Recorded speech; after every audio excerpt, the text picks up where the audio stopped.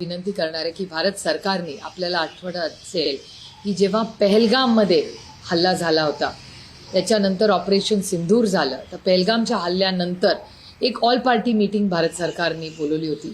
मला असं वाटतं ती वेळ आलेली आहे किंवा त्याला कदाचित थोडा उशिरी झालेला आहे. तातडीने माझी विनम्र विनंती आहे भारत सरकारला की एक ऑल पार्टी मीटिंग बोलवावी.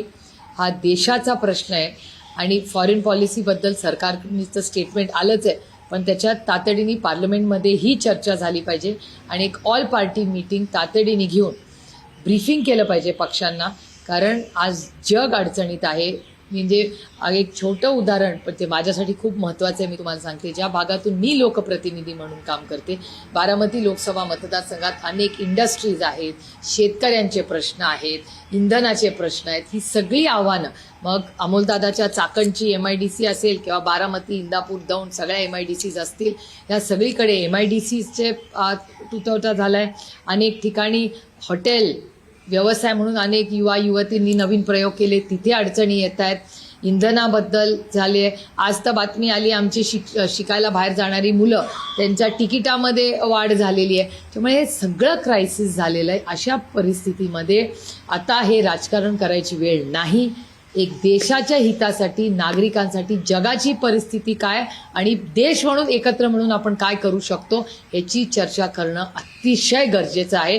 आणि त्याच्यामुळे भारत सरकारने तातडीने एक ऑल पार्टी मीटिंग ही बोलवली पाहिजे आणि त्याच्याबरोबर पार्लमेंटमध्ये ह्याच्यावर चर्चा झाली पाहिजे, ही आमची मागणी. आज जर बघितलं ताई, ज्या पद्धतीने केंद्र सरकारने दावा केला होता की कुठल्याही प्रकारचं पेट्रोलियम पदार्थाची तुटवडा जाणार नाही, सिलेंडरचा तुटवडा जाणार नाही, पण आज संपूर्ण भारतामध्ये चित्र निर्माण झालेलं आहे. अनेक ठिकाणी राहणाऱ्या आहे व्यावसायिक गॅस मिळत नाहीये. पण हे येणारच होतं ना, हे होणारच होतं, हे आपल्या सगळ्यांनाच दिसत होतं. त्याच्यामुळे आम्ही वारंवार त्याचा फॉलोअप करतच आलोय. त्याच्यामुळे माझी भारत सरकारला विनंती आहे की जी काही यंत्रणा असेल आपली, सगळे आपले म्हणजे आणि विरोधी पक्षाची लोक आहेत ना, चांगले लोक आहेत, त्यांची मदत घ्या. ही माणुसकीची वेळ आहे, ऐक्याची वेळ आहे.